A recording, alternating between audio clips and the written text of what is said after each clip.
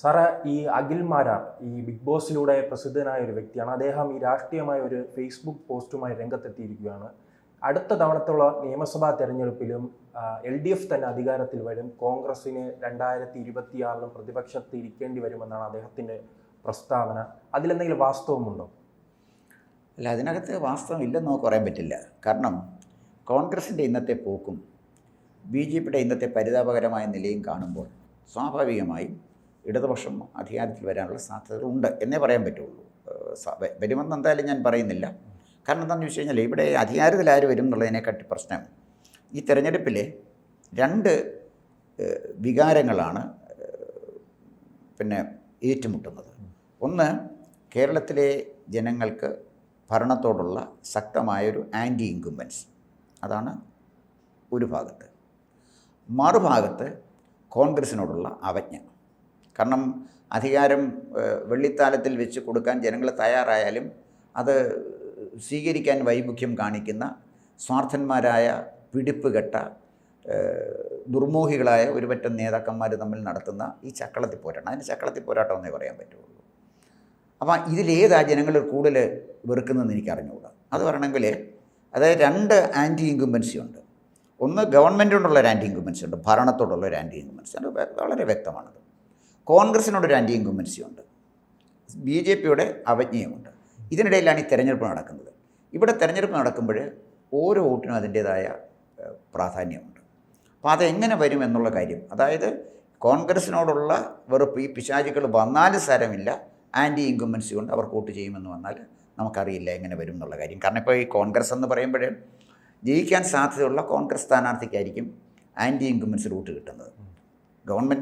Government അതായത് 57 ശേഷം കേരളത്തിലെ തിരഞ്ഞെടുപ്പ് പരിശോധിച്ച് നോക്കിയാൽ എല്ലാം തിരഞ്ഞെടുപ്പ് പരാജയവും വിജയത്തിൻ്റെയും കാരണം നെഗേഷനാണ്, വെറുപ്പാണ്.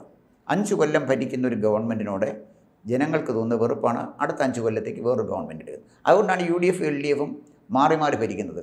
കോൺഗ്രസ് പാർട്ടി അധികാരത്തിൽ വരണം കൊണ്ട് കേരളത്തിലെ ജനങ്ങൾ ഒരിക്കലും വോട്ട് ചെയ്തിട്ടില്ല.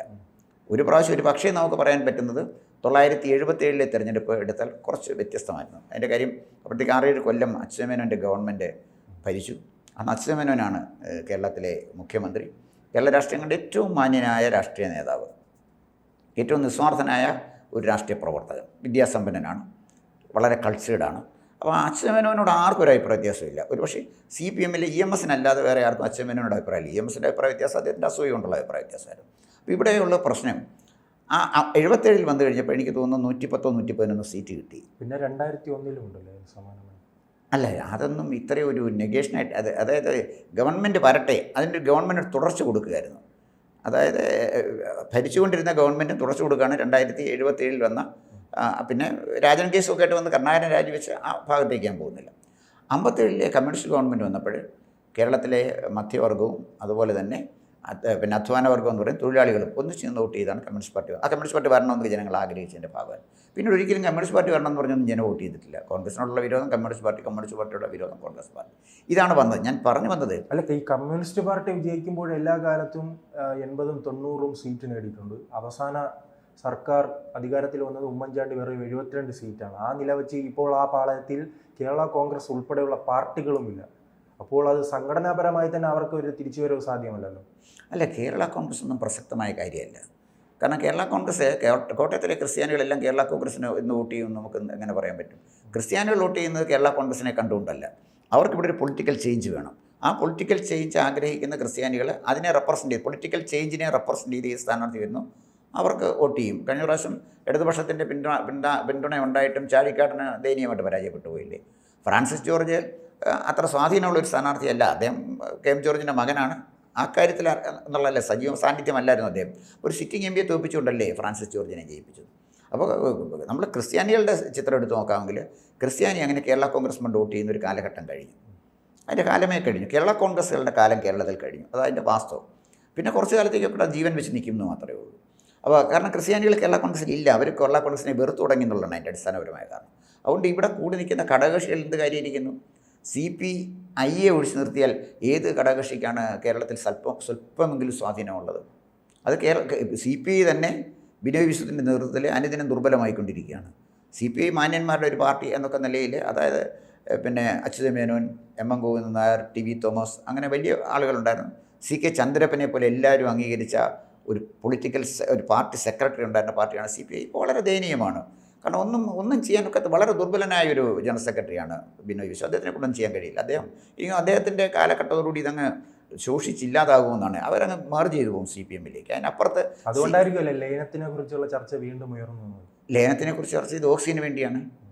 ശ്വാസം കിട്ടാതിരിക്കുമ്പോൾ എങ്ങനെയും ശ്വസിച്ച് നിൽക്കണ്ടേ, അതിനു വേണ്ടിയാണ്. MN സ്മാരകം പുതുക്കി പണിഞ്ഞു, അത് കാശുണ്ടെ പുതുക്കി പണിയാവില്ല, അത് ഈ കാര്യമില്ല.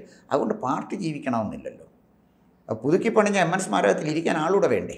അപ്പോൾ അതാണ് ഞാൻ പറഞ്ഞത്, CPI കുറച്ചെങ്കിലും അതിനകത്തുള്ള CPI ആണ്. CPI ഒഴിച്ച് നിർത്തിയ CPM-ൻ്റെ ഏത് ഘടകകക്ഷിക്കുണ്ട് ഒരു ബാർഗെയിനിങ് പവർ? കോൺഗ്രസ് എന്നാൽ കോൺഗ്രസ് ലീഗിനെ ഒഴിച്ച് നിർത്തിയാൽ UDF-ൽ ഏത് ഘടകകക്ഷിക്കുണ്ട് ഒരു ബാർഗെയിനിങ് പവർ? ഒന്നുമില്ല. അപ്പോൾ ഞാൻ പറഞ്ഞു വന്നത്, ഇവിടെ ഒരു ഭാഗത്ത് കോൺഗ്രസ്, മറുഭാഗത്ത് CPM. പിന്നെ ഇതിനിടയ്ക്ക് BJP ഉണ്ടെങ്കിലും BJPക്ക് ഒരു പൊതുസമൂഹത്തിന് അംഗീകരിക്കാൻ കഴിയുന്ന ഒരു നേതാവില്ല, ഒരു മുഖമില്ല. BJPയെ നയിക്കണമെങ്കിൽ ഈ കോമൺ സിവിൽ സൊസൈറ്റി ഉണ്ടല്ലോ, അത് CPM-ഉം CPI-യും കോൺഗ്രസും ഒന്നല്ല, സിവിൽ സൊസൈറ്റി വേറെയാണ്. അത് പൊതുജനമാണ്. അവർക്ക് അംഗീകരിക്കാൻ പറ്റുന്നൊരു നേതാവ് BJP-യിലില്ല. അപ്പോൾ ഇതാണ് ഇന്നത്തെ സ്ഥിതി. ഈ അഖിൽ മാരാർ തന്നെ മറ്റൊരു കാര്യം പറയുന്നു, ഈ തെരഞ്ഞെടുപ്പ് കാലത്ത് സീറ്റ് വിഭജനവുമായി ബന്ധപ്പെട്ട് CPM ചിട്ടയായി മുന്നോട്ട് പോകുമ്പോൾ കോൺഗ്രസ് നേതാക്കൾ തമ്മിൽ തല്ലായിരിക്കും, കടൽക്കിഴവന്മാർ ഉൾപ്പെടെയുള്ളവർ സീറ്റ് ആവശ്യവുമായി രംഗത്ത് വരുമെന്നാണ് അദ്ദേഹം പറയുന്നത്. അല്ല, അതിനകത്ത് വലിയ കാര്യമുള്ളതായിട്ട് എനിക്ക് തോന്നുന്നില്ല. കാരണം എല്ലാ കാലത്തും കോൺഗ്രസ്സിൽ ഇതൊക്കെ തന്നെ ഉണ്ടായിട്ടുണ്ട്. കോൺഗ്രസ്സിനകത്ത് വിമതന്മാരാരെങ്കിലും നിൽക്കും, 7 വോട്ട് സീറ്റ് കിട്ടും, അല്ല വോട്ട് കിട്ടും, അല്ല വേറെ കാര്യമൊന്നുമില്ല. വിമതന്മാരെ കൊണ്ട് ഇനി വോട്ട് പിടിക്കുക എന്ന് പറയുന്നത് അസാധ്യമാണ്. അവർ നെഗറ്റീവാണ്. അവരെ കോൺഗ്രസ് സ്ഥാനാർത്ഥിയെ തോൽപ്പിക്കാൻ നിൽക്കുന്നതുകൊണ്ട് ജനങ്ങൾ അവർക്ക് വോട്ട് ചെയ്യില്ല. അതാണ് ഞാൻ മുമ്പ് പറഞ്ഞത്. CPM ആൻറ്റി ഇൻകുംബൻസി ആണെങ്കിൽ ഗവൺമെൻറ്റിനെതിരായിട്ട് ഏത് ചെകുത്താനെ നിർത്തിയാലും വോട്ട് ചെയ്യുന്ന മനോഭാവത്തിലേക്ക് 26-ൽ ജനങ്ങൾ മാറിയാൽ നമുക്ക് പറയാൻ പറ്റില്ല. കാരണം വെച്ചാൽ CPM-ന് വോട്ട് കിട്ടേണ്ടത് ചില സംഘടിത വിഭാഗങ്ങളിൽ നിന്നായിരുന്നു. അതാണ് CPM നേരിടുന്ന പ്രതിസന്ധി. അഖിൽ മാരാർ പറഞ്ഞതിനെക്കുറിച്ച് എനിക്ക് അത്ര ആധികാരികമായിട്ട് പറയാൻ, കാരണം അദ്ദേഹത്തിൻ്റെ ഒരു വികാര പ്രകടനത്തിനപ്പുറമായിട്ട് ഞാൻ അതിനെ എടുക്കുന്നൊന്നുമില്ല. അതിനപ്പുറത്തൊരു കാര്യമുള്ളതായിട്ട് എനിക്ക് തോന്നുന്നില്ല. കാരണം CPM-ൻ്റെ ഒരു സംഘടിത ശേഷി എന്ന് പറയുന്നത് ഒന്ന് NGO യൂണിയൻ, സർക്കാർ ഉദ്യോഗസ്ഥന്മാർ, വലിയ ബഹുഭൂരിപക്ഷം ആളുകൾ അതിനകത്താണ്.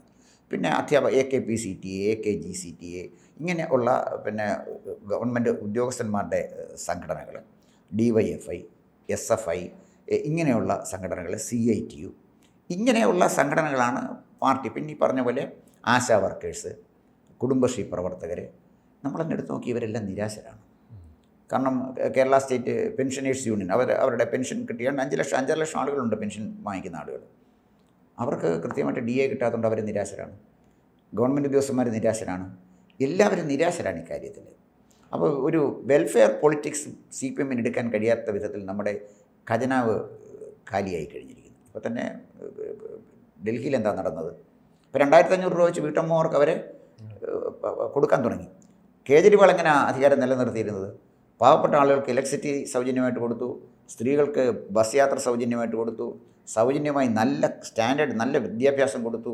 അവിടുത്തെ ആശുപത്രികളൊക്കെ പിന്നെ സ്വകാര്യ ആശുപത്രിയേക്കാൾ മെച്ചമായ ആശുപത്രികളുണ്ടായി. അതുകൊണ്ടാണ് കേജ്രിവാളിന് അധികാരം നിലനിർത്താൻ പറ്റിയത്. അങ്ങനെ ജനങ്ങൾക്കൊരു വെൽഫെയർ സ്കീം കൊണ്ടുവന്ന് അധികാരം നിലനിർത്താൻ തക്ക വിധത്തിൽ സമ്പന്നമല്ല കേരളത്തിലെ ഖജനാവ്. കാരണം അതെല്ലാം തൂർത്തടിച്ച് പോയി. പിന്നെ മറ്റൊരു കാര്യം എന്ന് പറഞ്ഞാൽ ആശാ വർക്കർമാർ അവിടെ പട്ടിണി കിടക്കുമ്പോൾ ഇവിടെ PSC മെമ്പർമാർക്ക് ഒരു മാസം 5 ലക്ഷം രൂപയാണ് ശമ്പളം കൊടുത്തിരിക്കുന്നത്. എന്ത് കാര്യമാണ്? ഈ 2026 തെരഞ്ഞെടുപ്പിലും കോൺഗ്രസിന് അധികാരത്തിൽ വരാൻ കഴിഞ്ഞില്ല, അവരുടെ ഭാവി എന്തായിരിക്കും? കോൺഗ്രസിന് അധികാരത്തിൽ വരാൻ കഴിഞ്ഞാലും വരാൻ കഴിഞ്ഞില്ലെങ്കിലും കോൺഗ്രസിന് കേരളത്തിൽ ഭാവിയൊന്നുമില്ല. വരാൻ കഴിഞ്ഞാൽ പരസ്പരം തമ്മിലടിക്കാൻ തുടങ്ങും. അതാണ് അവർ നേരിടാൻ പോകുന്ന വലിയൊരു അപകടം. അവർ അധികാരത്തിൽ വരുന്നതോടുകൂടി മന്ത്രിസ്ഥാനത്തിന് വേണ്ടിയും കോർപ്പറേഷന് വേണ്ടിയും ഒക്കെ തമ്മിലടിക്കും. ഇപ്പോൾ തന്നെ ശശി തരൂർ അദ്ദേഹത്തിൻ്റെ സർവീസ് ഉപയോഗിക്കുന്നില്ല എന്നല്ലേ പറഞ്ഞത്. അപ്പോൾ ഇവിടെ വരാൻ പോകുന്ന ഒരു പ്രധാനപ്പെട്ട പ്രശ്നം സ്ഥാനാർത്ഥി നിർണ്ണയം തൊട്ട് ചില പ്രശ്നങ്ങളിലേക്ക് വരും. രമേശ് ചെന്നിത്തലയ്ക്ക് മുഖ്യമന്ത്രിയാകണമെങ്കിൽ അദ്ദേഹത്തിന് വേണ്ടി കൈവെക്കുന്ന MLA-മാർ നിയമസഭയിൽ എത്തിയെങ്കിലേ മുഖ്യമന്ത്രിയാകാൻ പറ്റുള്ളൂ. പിന്നെ ഒരു മുഖ്യമന്ത്രി സ്ഥാനാർത്ഥിയായിട്ട് വരേണ്ടത് VD സതീശനാണ്. VD സതീശൻ തന്ത്രപൂർവ്വം പറഞ്ഞാൽ മുഖ്യമന്ത്രിയാകാനില്ല. ഞാനതാ പറഞ്ഞത്, ഒരു പോസിറ്റീവ് സൈനാണ്. K. സുധാകരനും മുഖ്യമന്ത്രി സ്ഥാനത്തേക്ക് ഒരു സ്ഥാനമോഹിയല്ല. പിന്നെ വരുന്ന ഒരാൾ ശശി തരൂരാണ്. ശശി തരൂർ എത്ര ദൂരം മുന്നോട്ട് പോകുമെന്ന് എനിക്ക് അറിഞ്ഞുകൂടാ. അപ്പോൾ ശശി തരൂരിൻ്റെ സർവീസ് എങ്ങനെ ഉപയോഗിക്കണമെന്നാണ് അദ്ദേഹം ഉദ്ദേശിക്കുന്നത്, എങ്ങനെ അത് ഉപയോഗപ്പെടുത്താൻ രാഹുൽ ഗാന്ധിക്ക് കഴിയും എന്നെനിക്ക് അറിഞ്ഞുകൂടാ. ശശി തരൂരിനേക്കാൾ IQ ലെവൽ വളരെ താഴെ നിൽക്കുന്ന ഒരാളാണ് രാഹുൽ ഗാന്ധി. ബൗദ്ധികമായിട്ട് ശശി തരൂരും രാഹുൽ ഗാന്ധിയായിട്ട് എത്രയോ വലിയ അന്തരമുണ്ട്. അപ്പോൾ അതുകൊണ്ട് രാഹുൽ ഗാന്ധിയുടെ നിലയിലെ താഴത്തെ നിലയിൽ നിൽക്കുന്ന കാര്യമായ ബുദ്ധിശക്തിയോ ചിന്താശേഷിയോ ഒന്നുമില്ലാതെ അവക്കുമായി വായി വരുന്ന വിളിച്ചു പറയുന്ന ഒരു ഒരു ഒരു നേതാവിൻ്റെ കൂടെ എത്ര കാലം നെഹ്റു കുടുംബത്തിൽ ജനിച്ചുകൊണ്ട് ശശി തരൂരിന് നിൽക്കാൻ പറ്റും? അപ്പോൾ കോൺഗ്രസ് നേരിടാൻ പോകുന്ന കോൺഗ്രസ് സർവനാശത്തിലേക്ക് പോവുകയാണ്. കോൺഗ്രസ് നിൽക്കത്തില്ല, അതിനെക്കുറിച്ച് സംശയിക്കുക വേണ്ട. ഇവിടെ ഒരു പക്ഷേ നിൽക്കാൻ സാധ്യതയുള്ളത്, കേരളത്തിൽ നിൽക്കാൻ സാധ്യതയുള്ളത് വ്യത്യസ്തമായ രൂപത്തിലുള്ളൊരു കമ്മ്യൂണിസ്റ്റ് പാർട്ടിയും BJPയുമായിരിക്കും. കോൺഗ്രസ് നിൽക്കില്ല. കാരണം കോൺഗ്രസിൽ നിന്ന് വലിയൊരു ശതമാനം ആളുകൾ ഇത് വിട്ടിട്ട് BJPയിലേക്ക് വരും. CPMയിൽ നിന്നും ഒരു അവിടെ ഇതിനേക്കാൾ വലിയ പ്രശ്നമാണല്ലോ ഗ്രൂപ്പ് പോരും അടക്കം എവിടെ BJP. അതാണ് ഞാൻ പറഞ്ഞത്. BJPയെ സംബന്ധിച്ചിടത്തോളം നോർത്ത് ഇന്ത്യയിലിരിക്കുന്ന ആളുകൾക്ക്, ഇവരുടെ നേതാക്കന്മാർക്ക്, BJP നേതാക്കന്മാർക്ക് കേരള പൊളിറ്റിക്സിനെ കുറിച്ച് യാതൊരു ധാരണയില്ല. അവർക്ക് UP പൊളിറ്റിക്സ് അറിയാമായിരിക്കും, അല്ലെങ്കിൽ ഈവൻ തമിഴ്നാട് വരെ ഏതാണ്ടൊരു ധാരണയുണ്ട്. തമിഴ്നാടിന് വലിയ ധാരണയുണ്ടെന്ന് ഞാൻ കരുതുന്നില്ല. അവർക്ക് ഈ സൗത്ത് ഇന്ത്യൻ പൊളിറ്റിക്സിനെ കുറിച്ച് കർണാടകത്തിലെ ലിംഗായത്തും വോക്കലിംഗയും തമ്മിലുള്ള ഇക്വേഷൻ കൊണ്ട് അധികാരം പിടിക്കാം. കേരളം അങ്ങനെയൊന്നുമല്ല. കേരളത്തിനെക്കുറിച്ച് BJPക്ക് വലിയ ധാരണയൊന്നുമില്ല. BJP ഇത്തരത്തിൽ പോയാൽ BJPക്ക് കിട്ടേണ്ട വോട്ട് CPMയിലേക്ക് പോവില്ല, മറിച്ച് കോൺഗ്രസ്സിലേക്ക് പോകും. ഈ തെരഞ്ഞെടുപ്പ് കാണുമ്പോൾ നമ്മൾ അറിയാൻ പോകുന്ന ഒരു കാര്യം, BJP കിട്ടേണ്ട വോട്ടുകൾ കോൺഗ്രസ്സിലേക്കായിരിക്കും പോകുന്നത്. അതുകൊണ്ട് കോൺഗ്രസ് പരിപൂർണമായിട്ട് അങ്ങ് പരാജയപ്പെട്ടു പോകുമെന്ന് ഞാൻ കരുതുന്നില്ല. പക്ഷേ ഇവരുടെ തമ്മിലടി, BJPയുടെ നിർജീവമായ ഒരു സ്ഥിതി ഒക്കെ പൊളിറ്റിക്കലായിട്ട് ചിലപ്പോൾ കമ്മ്യൂണിസ്റ്റ് പാർട്ടിയെ ശക്തിപ്പെടുത്താൻ സാധ്യതയുണ്ട്. പിന്നെ ഒരു തുടർഭരണം വേണമെന്ന് പറയുമ്പോൾ 9 വർഷത്തെ ഭരണത്തിൻ്റെ തുടർഭരണമല്ലേ ചോദിക്കുന്നത്? അത് കേരളത്തിലെ ജനങ്ങൾക്കറിയത്തില്ലേ? 9 വർഷത്തെ കോൺട്രിബ്യൂഷൻ എന്താണ്? അതിൻ്റെ തുടർഭരണമാണ് പറയുന്നത്. അപ്പോൾ അതാണ് പറഞ്ഞത്, വെൽഫെയർ സ്കീം നടത്താനൊക്കില്ല. പക്ഷേ കോൺഗ്രസിൽ നിന്ന് ശശി തരൂർ അടക്കമുള്ളവർ ഒരു ഭാഗത്ത് പുകഴ്ത്തി പറയുകയാണ്. അല്ല, ശശി തരൂർ അത് പുകഴ്ത്തി പറഞ്ഞു എന്നുള്ളതല്ല. ശശി തരൂർ പറഞ്ഞത് കേരളത്തിലെ വ്യവസായ രംഗത്ത് ചില ചലനങ്ങൾ ഉണ്ടാക്കാൻ കഴിഞ്ഞുള്ളൊരു വാസ്തവമാണ്. നമ്മൾ ഈ CPMനെ എതിർക്കുമ്പോൾ അങ്ങനെ കണ്ണടച്ചെങ്ങനെ നമുക്ക് എതിർക്കാൻ കഴിയുന്നത്? ഇപ്പം പിണറായി വിജയൻ മുഖ്യമന്ത്രിയായിട്ട് വന്നുകൊണ്ടല്ലേ ഈ NH 66 തീർന്നത്. 30 മീറ്റർ വീതിയിൽ ഈ റോഡ് മതി എന്ന് പറഞ്ഞ നിലപാടെടുത്ത ആളാണ് മുൻ മുഖ്യമന്ത്രി ഉമ്മൻചാണ്ടി. അതിൽ നിന്ന് മാറി വലിയൊരു ഗംഭീരമായൊരു രാജപാതയല്ലേ ഇവിടെ തീരുന്നത്. അതിന് പിന്നിൽ മുഖ്യമന്ത്രിയുടെ ഇച്ഛാശക്തിയില്ല. അത് മുഖ്യമന്ത്രിയെ നമുക്ക് രാഷ്ട്രീയമായിട്ട് എതിർക്കാം, പല കാര്യങ്ങൾക്കും നമുക്ക് അഭിപ്രായ വ്യത്യാസമുണ്ട്.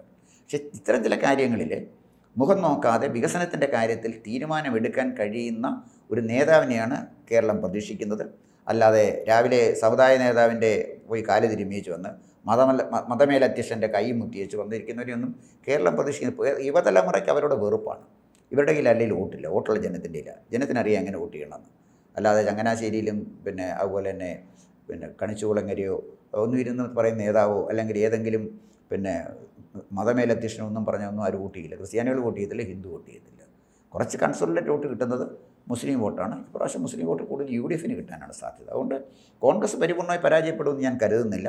പക്ഷേ ഒരു വർഷത്തെ കാലയളവിനിടയിൽ ഈ നെഗറ്റീവ്സ് ഒക്കെ മാറ്റി വ്യത്യസ്തമായ ഒരു പ്രവർത്തന ശൈലിയുമായിട്ട് വളരെ പെട്ടെന്ന് LDF ഗവൺമെൻറ് മുന്നോട്ട് പോയാൽ എന്ത് സംഭവിക്കുന്നത് പോയി കഴിഞ്ഞാലേ നമുക്ക് പറയാൻ പറ്റുള്ളൂ. ഈ 9 വർഷത്തെ പ്രവർത്തന ശൈലി ഗുണകരമാവില്ല. അടുത്ത് വരാൻ പോകുന്ന ഒരു വർഷത്തെ പ്രവർത്തന ശൈലി കൊണ്ട് എന്ത് മാറ്റം ഉണ്ടാക്കാൻ കഴിയുമെന്ന് അവരാണ് തെളിയിക്കേണ്ടത്. അതുകൊണ്ട് അഖിൽമാരാർ പറഞ്ഞതുപോലെ കൂടി തന്നെ മൂന്നാം ഒരു ടേം അത്ര സുഗമമാണ് എന്ന് ഞാൻ കരുതുന്നില്ല. അങ്ങനെ ആകണമെന്നില്ല. കൂടുതൽ വാർത്തകളും വിശേഷങ്ങളും നിങ്ങളിലേക്ക് എത്താൻ ABC മലയാളം സബ്സ്ക്രൈബ് ചെയ്യുക, ബെൽ ബട്ടണും അമർത്തുക.